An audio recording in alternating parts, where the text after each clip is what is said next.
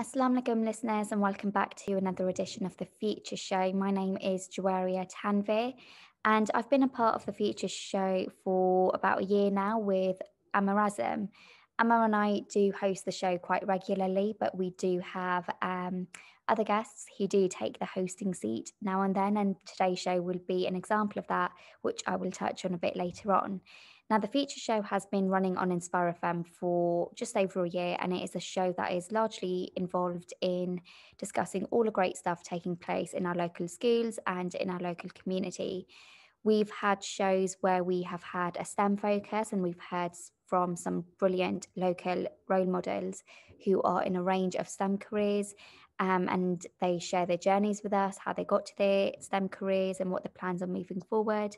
We've also had local inspiring role models from sectors in law and accounting and politics who also discuss their journeys from high school through to college, through to university and beyond.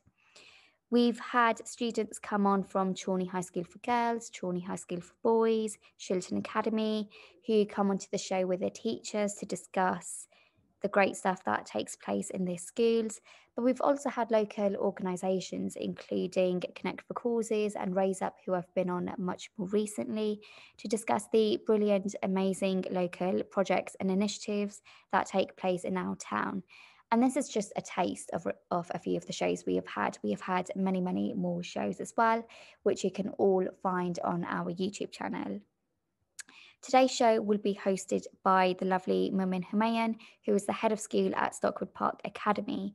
And he will be discussing a topic that he is hugely passionate about, and that is the importance of reading and creating and fostering that reading culture at home, and how to really encourage students to read more for pleasure, not just because they feel like they have to. Mumin will be joined by Helen Palmer, Assistant Principal at Stockwood, and two students from Stockwood Park Academy as well in the first half of the show. You will hear Mumin, Helen, and the students talk about some of the books they enjoy reading, why reading is so important to them, and how to really foster a pleasure for reading in this day and age of social media and as technology continues to advance. They also discuss how parents can support their children at home to encourage more reading for pleasure. In the second half of the show, Mumin will be speaking with Taseen Amjad, Assistant Teaching and Learning Leader of English at Denbigh High School, and two students from Denbigh High School as well. They will also share with us some of the books they enjoy reading, the importance of reading books from a range of authors as well to really showcase the variety of culture that exists in the world around us, and some of the barriers that young people might face in reducing how much they actually read. And this, again, is just a couple of the topics that will be discussed. There will be much, much more discussed in both halves of the show. I do want to extend my thank you to Mumin Humayun for taking the hosting seat in today's show, and also extend my thank you to Helen Palmer, Taseen Amjad, and the students from Stockwood Park Academy and Denbigh High School for joining us in today's show. Okay, welcome to another edition of the Future Show. Today I'm your host, Mumin Humayun, also head of Stockwood Park Academy, part of the Shared Learning Trust. And today I'm going to be joined by Miss Palmer and two students, Tende and Tawanga. And in the first half of the show, we're here to talk all things literacy and reading. So, as many of you may be aware, next Thursday, the 3rd of March, is World Book Day. And I'll start off with a statistic. 41% of people in the UK spend less than 1 hour per week reading or listening to books. I'm going to start with our young people. Can I ask Tende and Tonga, talk to me a bit about what books you like reading and why reading is such an important part of your life? Books I like to read are Dork Diaries books and adventure books. They also help me when I read is different vocabulary words, and it helps me in my writing. Books I like to read is books about like non-fiction books, like science books, and things about like what's going in the world and things, the air pollution and the rubbish that's being wasted. Have you always enjoyed reading, or just growing up? Talk to me a little bit. You know, did you read a lot when you were growing up? Yes. Okay, Miss Palmer, I'm going to ask you. So we know that current day there's a lot more demand on young people's attention, social media, phones. Maybe reading is just, you know, something that belongs in the past, and you know, maybe we just need to stop trying to get more and more people to read. How would you challenge that idea? Well, first of all, I fundamentally disagree with you. I think reading is so significant, both for economic and for economic progress, you know, for future progress for everybody, but also for mental health and for self-esteem. Research has proven to us over the last few years that you know, that reading, taking time out to read, to relax and to read a book doesn't only help our self-esteem, help our motivation, help our ability to be able to concentrate, and help our mental health, but it is the most significant driver for success in the future. A more significant driver than parental socioeconomic background. It aids with our cognitive development, and young people who read better statistically do better in subjects like maths and science. So reading isn't just about English, it's not just about, you know, reading historical facts, etc. Reading is significantly important in every area of our life. And I think one of the points you raised, Ms. Palmer, is about kind of mental health and well-being. I guess for our two students, why do you think that many young people don't read as much as you do? What stops young people from reading as much as and as widely as you both do? I would say maybe TV or gadgets, because sometimes people spend long hours on their phones instead of reading. I think that it's because they don't really know the importance of reading a book, and if they do, they might understand why they should read a book more than on their gadgets. Okay, so the importance of books, I think that's a really good point. So what do you think parents can do? Do your parents encourage you to read? Yes. Miss Palmer, I want to touch on this because we talk about this a lot, the role of parents, and we have lots of parents that and I think with Tende and Tuanga, we have parents that are encouraging their children to read. What can parents do to support their children at home? It's a really great question, and I think that there is so much that a parent can do still at the secondary phase. We have quite a lot of parents who say that they still read to their child, even though their child is 15, 16 years old. And that's really nice to hear, because quite often when a child struggles with reading, they struggle to decode words. They also struggle with their fluency, and that doesn't enable them to be able to understand and to hear the story as they're reading along. However, if somebody else reads to them, then all of that is stripped away for them, and they have the ability just to listen to the story. I say all the time, you know, some people don't like to read, many children don't like to read, but everyone loves a really good story, and I think that's really important. So that's one of the most significant ways that a parent can help them. And if a parent doesn't feel confident in reading themselves, you know, there's really great opportunities to use Audible, and to use, you know, there's loads of really great apps out there that are free. You know, put the app on, but put the device somewhere where it can't be reached, so that you're just listening and taking time out to read. But experience it with your child as well. So, you know, don't leave them to do it by themselves. Experience it with them. Go on that journey with them, regardless of whether they're reading at Key Stage 3 or at A level. You know, you can have really great dinner time conversations about what they are reading, you know, and whether you remember the events in history, for example, that they are reading about. And also, one of the things I always say is never use reading as a punishment. It's, you know, it can be really easy to take a device away and say, here, read this instead. And I think it's really important that reading is always a positive, it's always a reward. And we've seen that really recently. You know, we give books out as rewards at school quite often, rather than sweets or chocolates, and children really love to have, you know, a physical book and to be able to show that at home where perhaps there aren't many books in the home. So always use reading as a reward. So on that, and I know, you know, you're an assistant head at Stockwood Park, and you have 2 students. What kind of things do schools do to encourage, and specifically what kind of things are you doing at the school? And also, I'd like to hear from the students, how do they feel? Do they feel they're encouraged to read more by the school? Okay, so firstly, I'll speak first, girls, and you can have a little think. So we have quite a lot of reading initiatives, one-off days. So recently we just did our latest Read Around the School.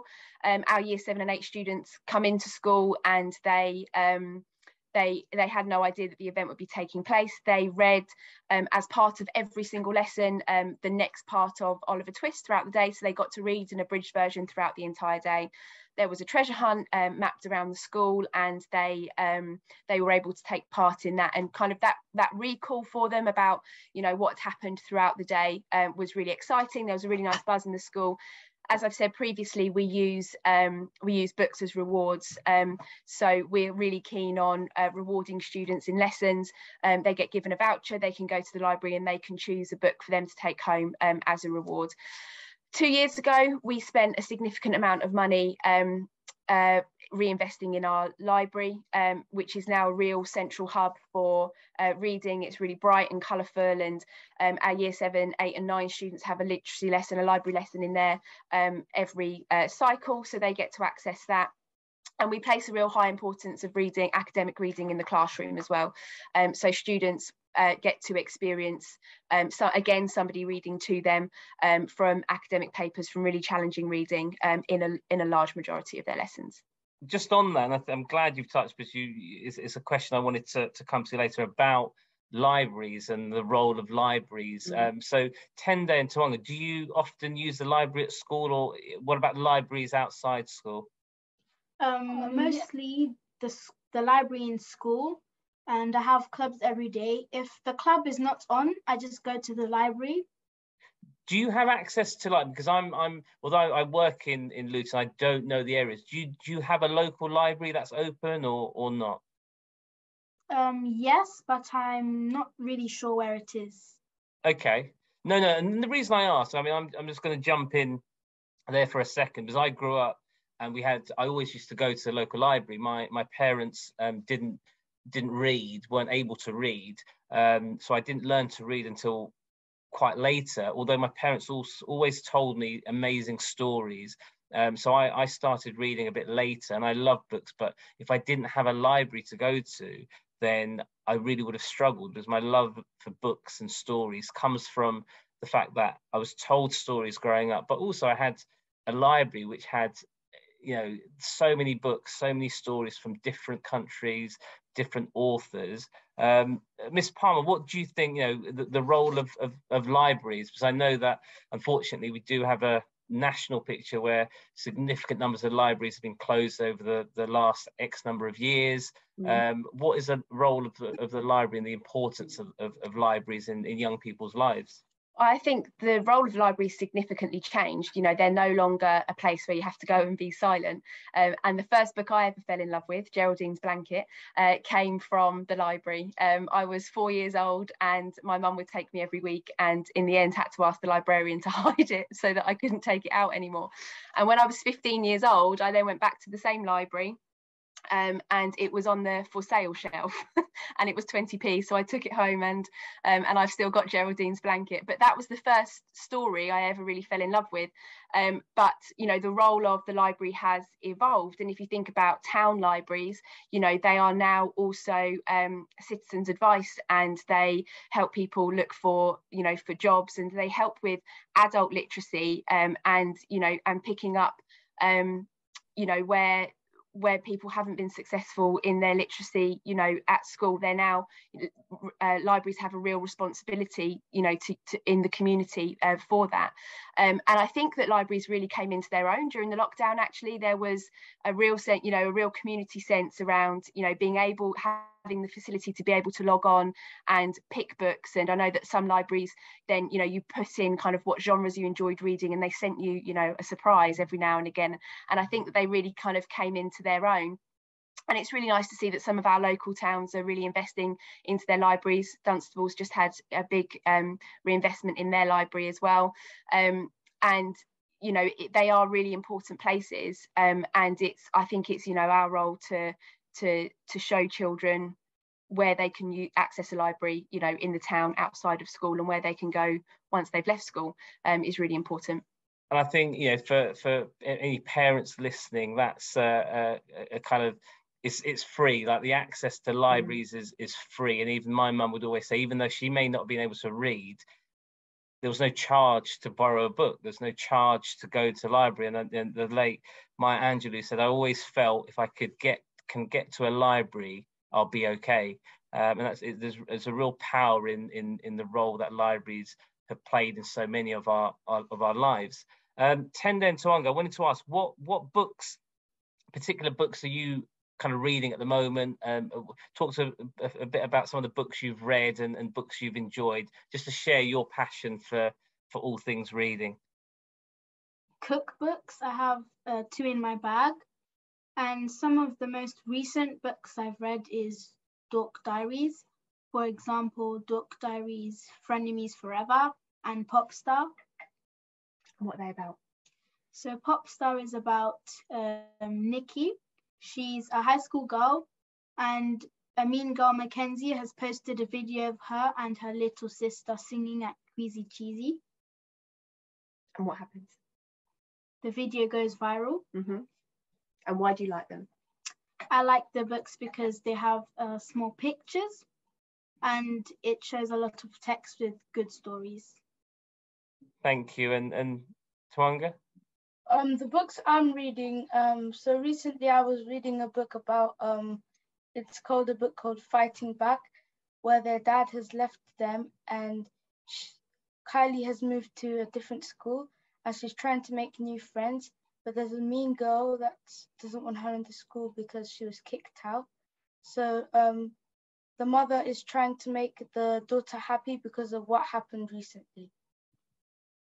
Thank you. I mean, just on that topic about books, how is it, and I'm going to ask this question because it is a very relevant topic at the moment, how important is it that the books that we read are representative of the cultures that we all belong to? And you know, because historically a lot of the books that we read may have been, you know, written by certain, and I'll use, you know, old white men as being one example. Is it important that we read books from a variety of authors of different backgrounds, genders, and also that we read books from, you know, all around the world?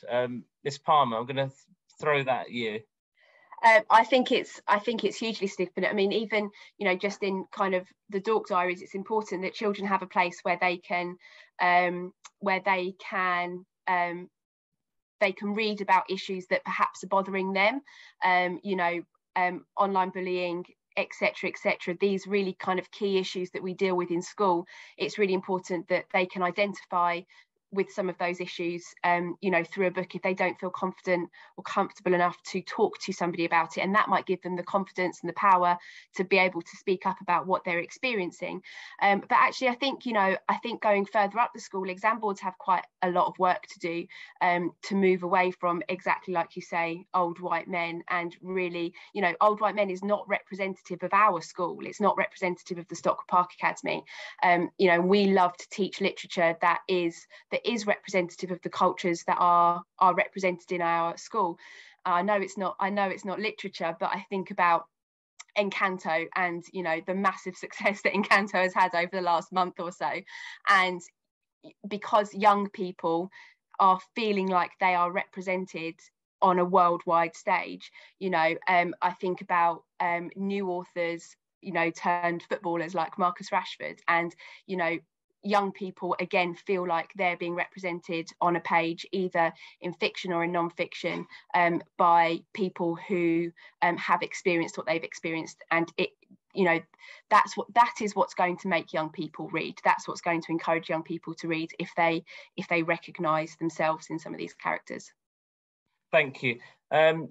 One of the things I wanted to also touch on was audiobooks. Now, I've never listened to an audiobook and there might be listeners that do, but the idea that, you know, as you're driving or you're home, you can listen to stories. I don't know if what are your views and thoughts on audiobooks? I personally, I can't listen and take in.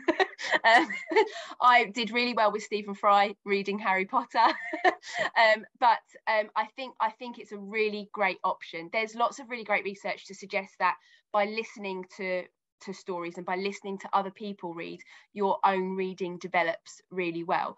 You know, we learn, our vocabulary improves at least 20% if we are a fluent reader.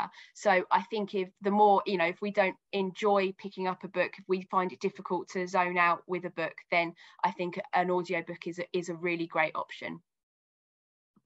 I'm going to say, the last few questions are really about how we continue to encourage parents to kind of do their part, whoever's at home, the adult at home, to do their part, but also things that young people need to do, because it's quite scary if you can't read and you open up a book and there's just words and it's just one big maze and you can't make sense of it, and it is quite scary. So sometimes it's easier to not do it, because you know you're not going to make a fool of yourself, you're not going to feel silly. So it's easier to close a book than to open a book if you're finding it challenging. So the question that I'm going to ask everyone is for you, Miss Palmer, you know, maybe 3 things that an adult can do, a parent or the adult at home can do to encourage their child to read, particularly if they find reading a challenge as well. And also for Denbigh and Tuanga, if there are students that are finding reading difficult,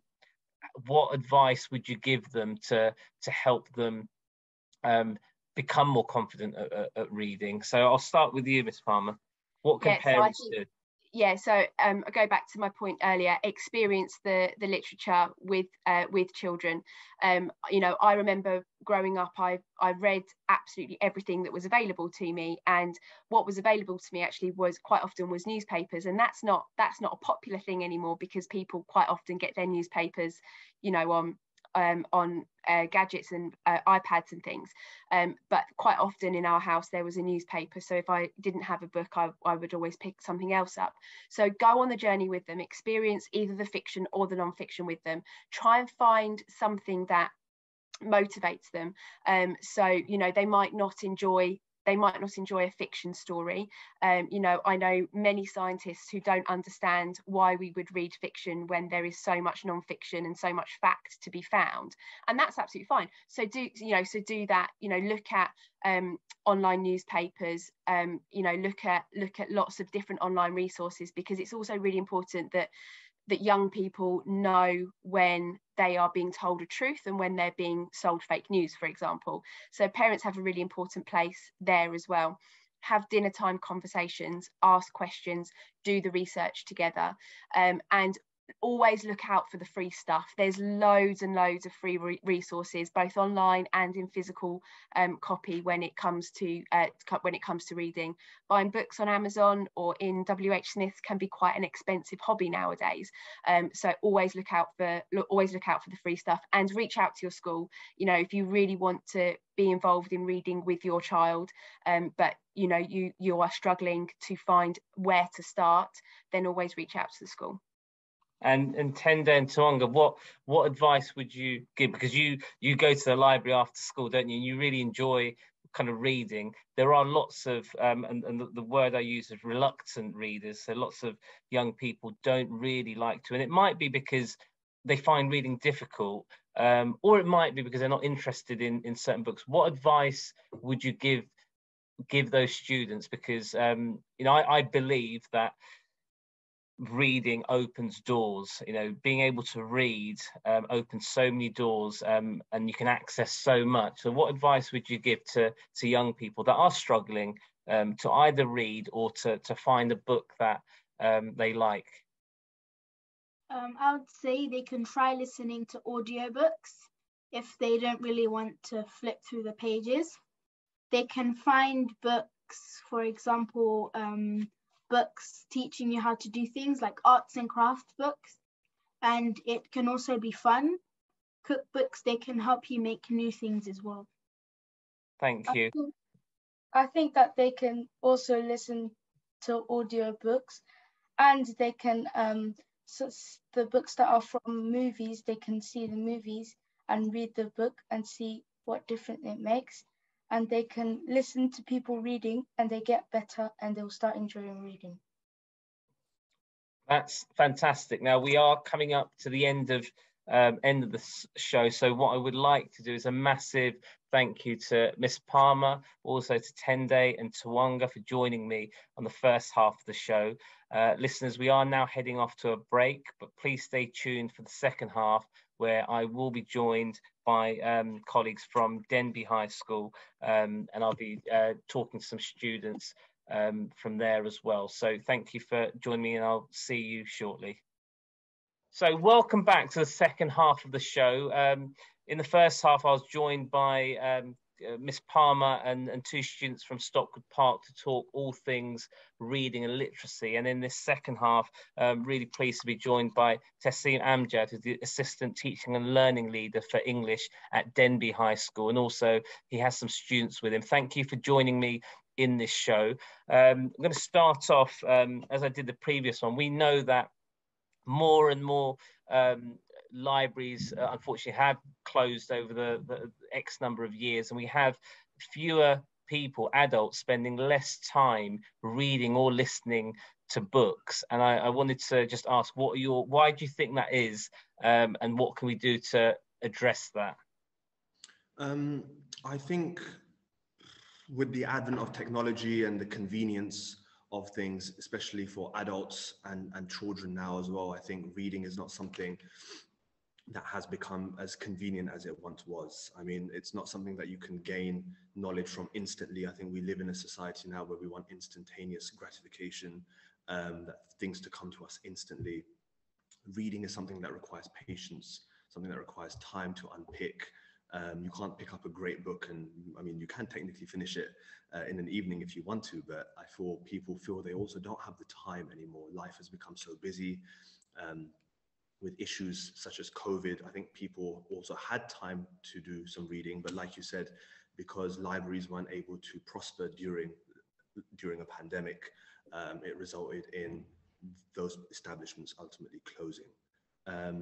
I think there needs to be a reinvention and sort of a rejuvenation in regards to reading. We're doing something at Denbigh recently to kind of ease pupils and teachers back into reading. We've recently opened a reading room, which is open at lunchtimes at Denbigh High School, and pupils are frequenting it regularly now.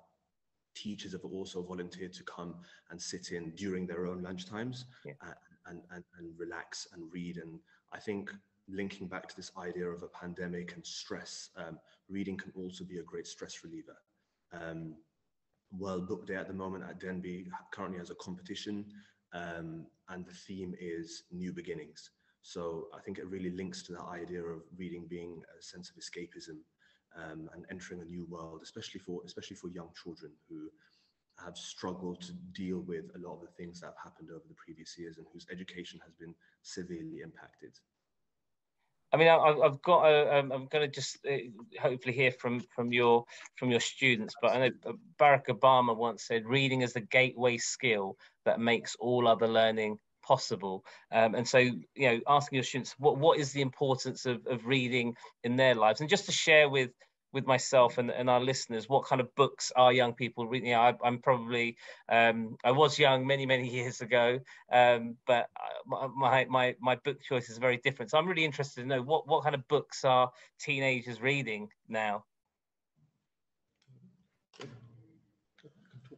I feel like teenagers are reading a lot of like fiction and stuff. Since social media is like really popular right now, I feel like more people are edging towards classical fiction and historical novels and stuff.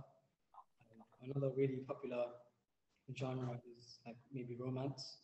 I feel like that's really popular with the younger readers.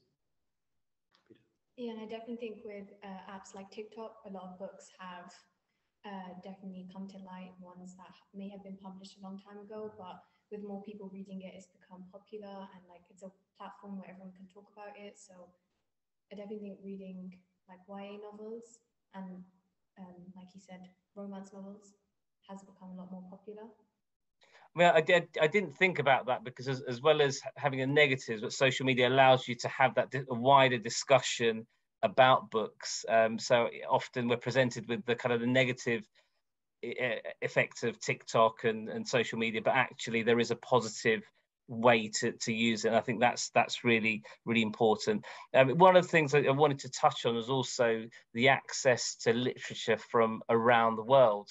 I know historically, growing up, my family were from Bangladesh.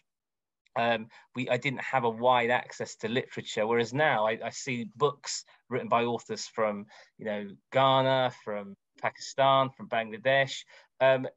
Is that important, or does that make a difference to reading culture and what young people are reading, and also how we view reading and writing as a subject? I agree for definite, because some kids may feel left out living in a country that's not their own, but reading books from authors of their own, they can relate to the culture and they don't feel as left out, and they feel appreciated as well. And I definitely think it helps children to accept their own culture and share their culture with other kids and not feel discriminated as well. Yeah, I completely agree with everything you said. I feel like it's really important that kids do read books from like different, like people and stuff, different cultures, not even in terms of race. I feel like in terms of class, sexuality, and stuff like that. Stuff like that. It's really important that children get an understanding of the world as a whole and what other classes are like, what other people are like, and what the world is like as a whole, instead of being restricted to what their education teaches them. I mean, and then I just want to touch on that, because the students I spoke to in the earlier show, we had some year 7 students, so it's a slightly different, maybe the themes and topics that we touch on will be slightly different. One of the questions I asked, and I want to throw this out to you as well, we know that a lot of young people don't read as much as they did before. What are the barriers, and what do you do to encourage? So from, Tessim, from your perspective, what and you've talked about the reading room, you've talked about what can we do to encourage, and also from a young person's, why is it that some people love reading books and enjoy reading, and others just, for them it's the worst thing ever? What, read? Really? Do I have to? How can we shift that mindset that reading is a wonderful thing, like it opens doors? I think cultivating reading in young people is something that starts from a very early age, firstly. That doesn't mean that it's not reversible. Of course, I believe it is. I mean, I wouldn't be in education if I didn't think it was. But a lot of the readers and a lot of the pupils that I know that love to read, it's been instilled in them from a very young age. I mean, the 2 pupils that we have on the show right now, I know that they love to read. I've been teaching them since year 7, and I used to give them books, and they used to show me the books that they were reading. So there's obviously that side, that it's nurtured from a very, very young age. And also perhaps their parents used to read to them. And I think reading to children in the Asian, Pakistani, Bangladeshi culture is not necessarily something that's always done. I think stories are orated. I think lessons are taught, but not necessarily from literature, not necessarily from a source. And I think that is what is missing. And it doesn't necessarily even need to be literature of the English language. It can be literature from their own language, literature from Urdu texts or Bangladeshi texts, and teaching them about the greatness of their own culture.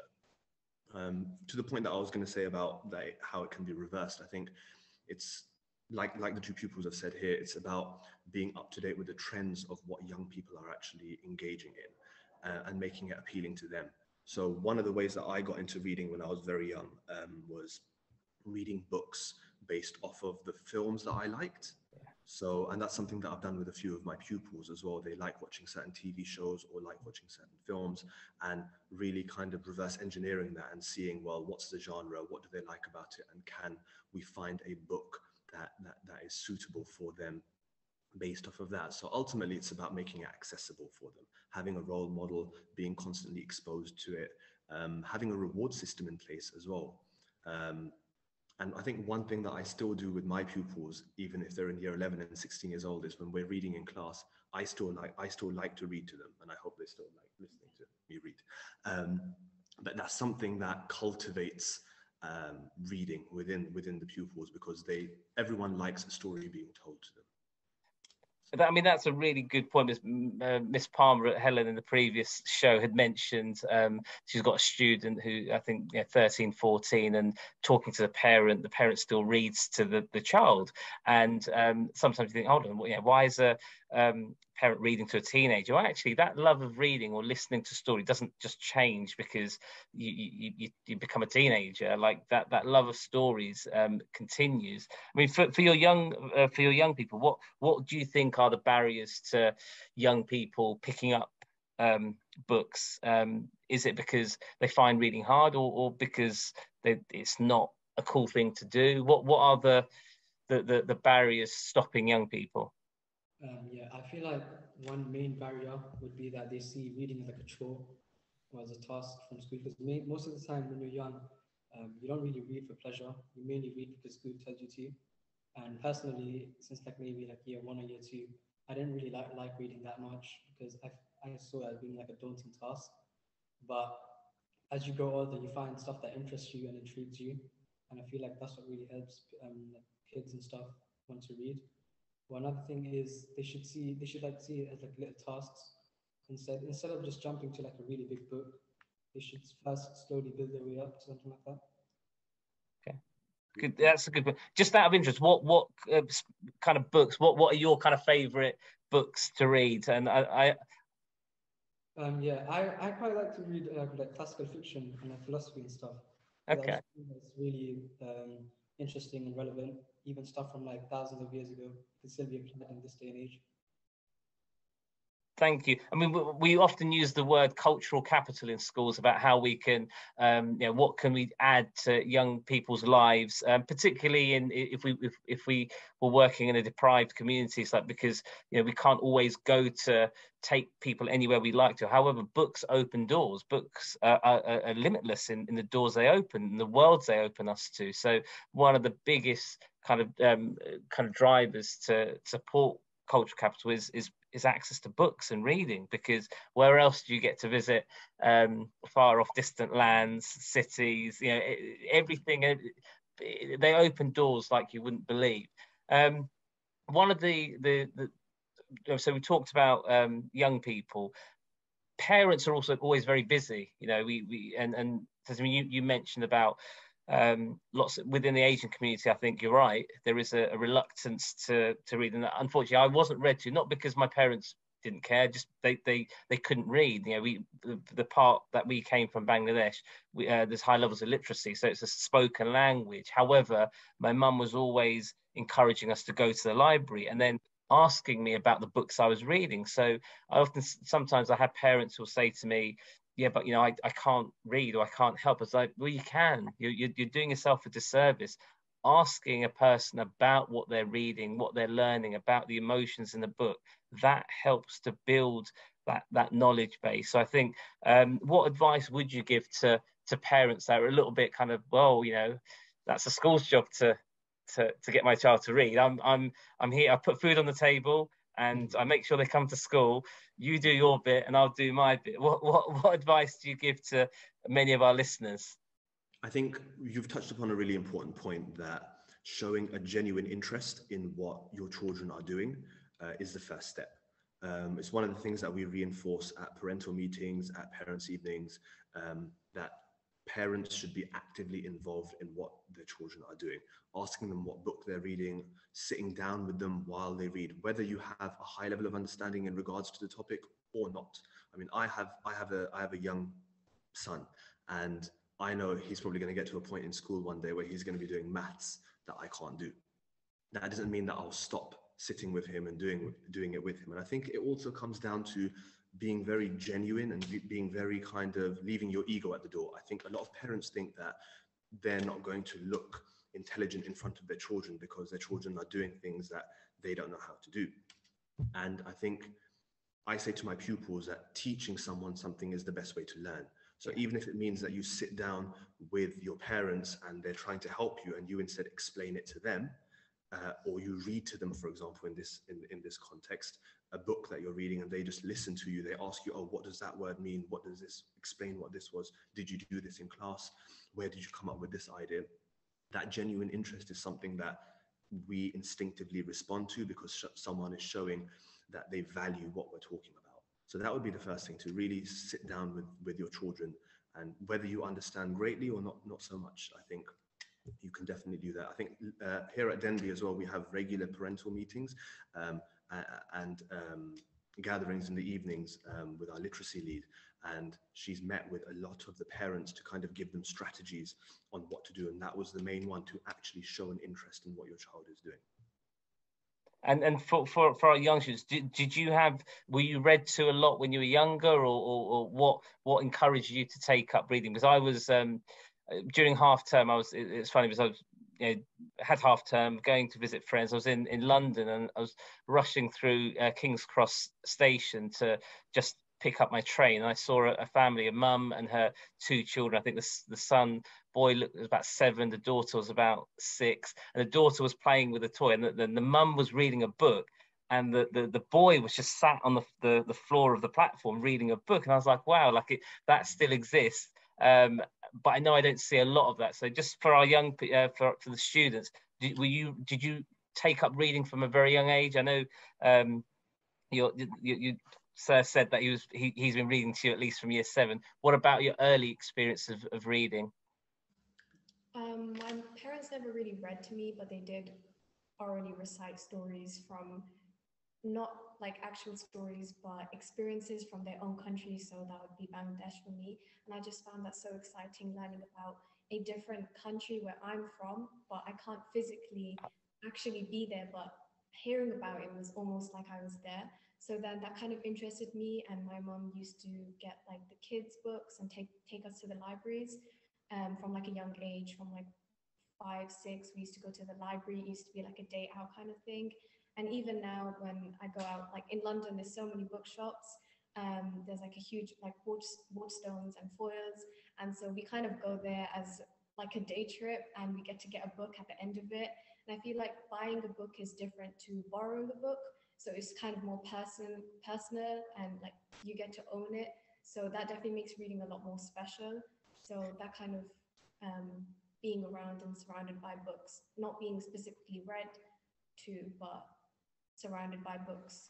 I mean, that makes me quite emotional, because it's exactly my experience of growing up, is to listen to these wonderful stories, magical stories that take you off. And, with my mum or my dad talking about growing up in Bangladesh, the village, and, they're not reading, but it draws on your imagination and really kind of develops a love of storytelling. And then when you're able to then access books and read it yourself, I think it just, I've always said, it opens, it's Dr. Seuss, the more you read, the more things you'll know, the more things that you know, the more places you go. And I genuinely do believe it opens doors. One of the, I know we touched on kind of diversity in literature earlier. I guess,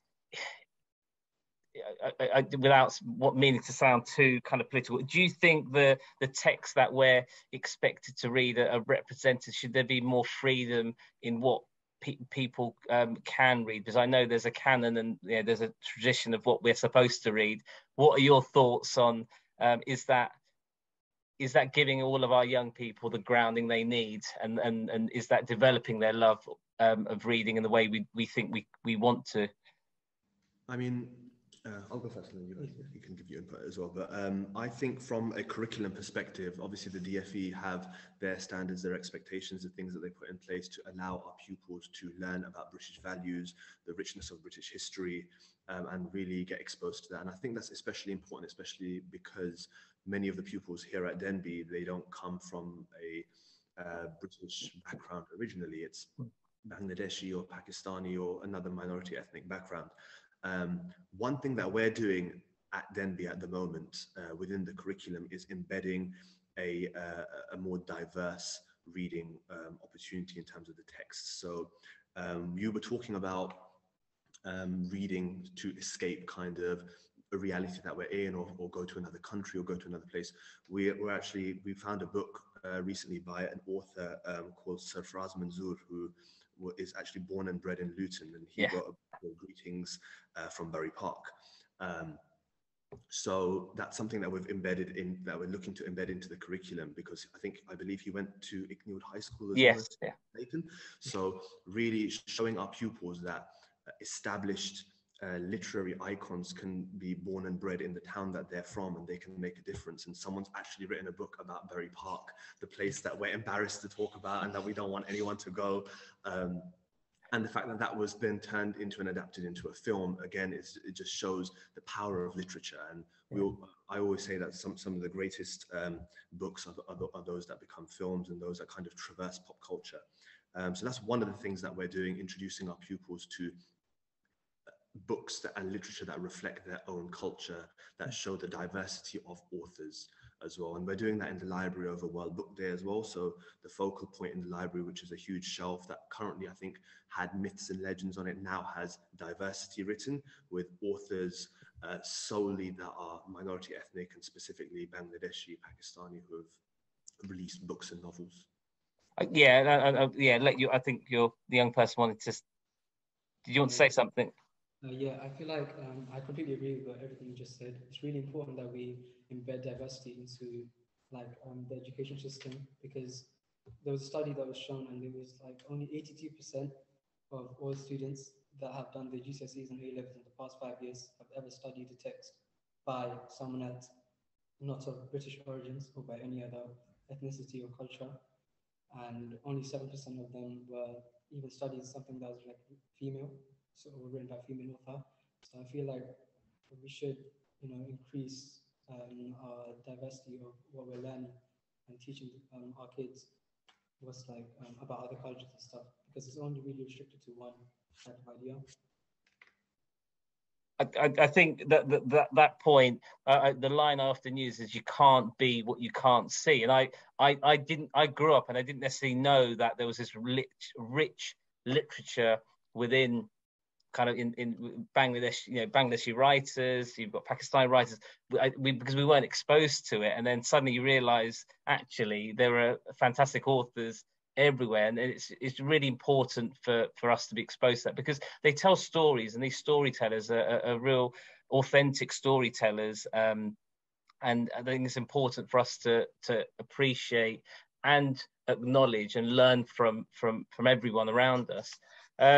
What I wanted to end on is the same kind of the theme. If at the moment, I think, I really want to encourage as many young people to pick up books. I want parents to really be engaged. I think it's the one thing that doesn't cost a lot, but it makes a massive difference. And being able to read, being articulate, developing those skills are lifelong skills. And it doesn't cost, because going to a library has never cost anyone anything. Borrowing a book from a library is free. So you've got access to this. So the question I'm going to throw and ask you is, what advice, if you could give parents, one or two pieces of advice, particularly parents that obviously aren't kind of 100% sure about what they should do to help their children at home, and also from the young people, what advice would you give to try and encourage more young people to take up reading? Like what would be your pitch? So if you're on Dragon's Den and you're trying to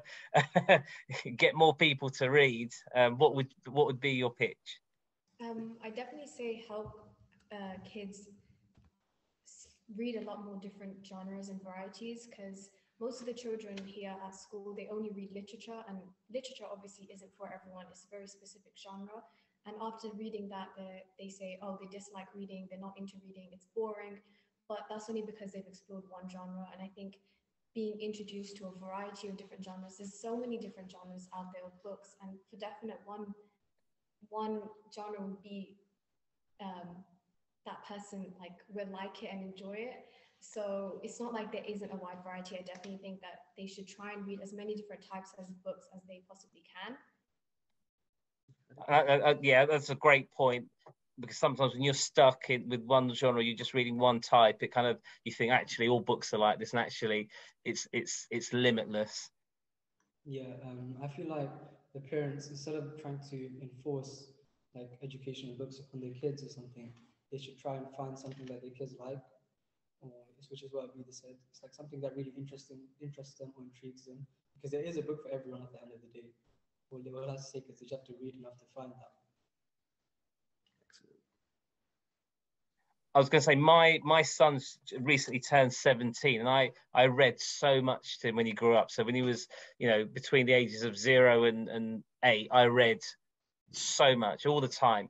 And he never took up reading. He never really took up reading, and it kind of disappointed me. And he could read, but he never took up reading. Anyway, he did okay in his GCSEs, and he picked English as an A-level course. Good.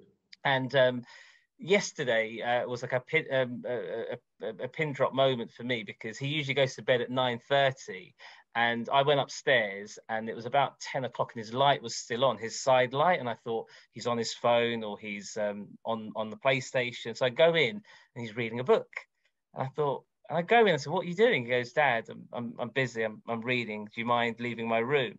And I think not to undersell all the little things that we all try and do as parents do often have a difference, but we don't always see that difference in the time we want to see it. But I want to say a massive thank you for joining me. I do wish you all the best on World Book Day, and I'm sure it'll be great for us to kind of exchange. I know I've got your email. It'll be great to exchange and do a mutual visit. But thank you to you young people as well for contributing. Okay. Thank you for having us. It was great. Thank you very much. Thank you. Take care. Bye. Bye. Listeners, you have just heard Mumin speak with Helen Palmer, students from Stockwood Park Academy, Taseen Amjad and students from Denbigh High School discuss how important reading is to them.